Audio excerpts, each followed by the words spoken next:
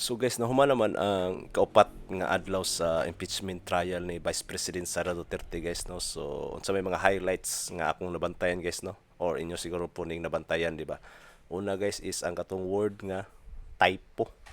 So typographical error siguro ipasabot sa witness guys no nga si attorney Jeremy Lotok guys no. Typographical error yang affidavit og subpoena especially katong mga dates di ba? Nya katupong unsay previous or designation ni Vice President Sara Duterte nakabutang ko dito nga resigned DOJ secretary no which is mali mato di ba kay kuanto siya previously kanang Department of Education nga secretary no. So para nako ba kay nganong niabot pa manggod anang diha na sa impeachment proper ano na mga typographical error guys no nga dapat sa house or sa pag-file pa lang gyud ng affidavit na correct na nga mga mali no nya niabot pa gid sa House Committee on Justice no grabe og ka bantay ang mga congressman ana or mga prosecutors ana nga mga error nya naabot pa gid pud ng nga mali sa pre-trial di ba. So unsa man ni very unprepared ning mga congressman kay nga small details no nya technical bi kayo ning kuan impeachment trial ni kay murabi ginig naghearing ginig Tinuod di ba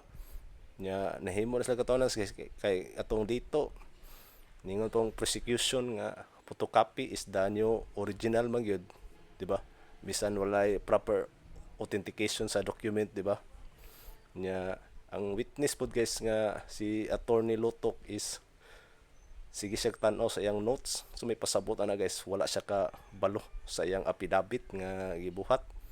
tapos siya nagpirma wala dili niya kabisado mo nang sige siya tan-aw sa iyang notes unsa man ni ang mga script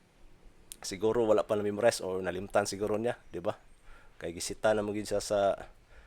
defense panel og presiding officer no kay ngano sige siya tan-aw no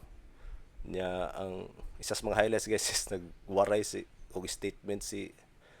attorney Liguta no so kay basin gusto pud gisita siya sa defense panel kay para kasabot ang mga uban na nan-aw no sa impeachment trial labi na to makasabot rag Tagalog ug English no pero sa inyong masulti guys sa ikapat nga adlaw sa impeachment trial nga wala mo gid ma establish sa prosecution gihapon ang connection no sa katong grave threat or kill threat ni BP Sara sa presidente no nga mahimo siyang usa ka impeachable offense no nya ang witness pud guys kay nagtuo or we believe mo to yung word nga gamit nga nag-hire og assassin pero pag investigar is wala siya labot so medyo inconsistent gyapon ang yang tubag no pareha sa katong previous nga NBI senior agent no nga witness sa prosecution pero para nako guys ug kung tanong na ning impeachment trial may pag-iundang na ning ginabuhat nila is gasto ra kayo nya ingani ra ang mga atong makita nga mga ebidensya nga i-present sa prosecution is daan na kayo walay bag-o di ba pag-undangon nila ni gasto-gasto ni mga congressman ani nga kuan di ba comment lang mo sa ubos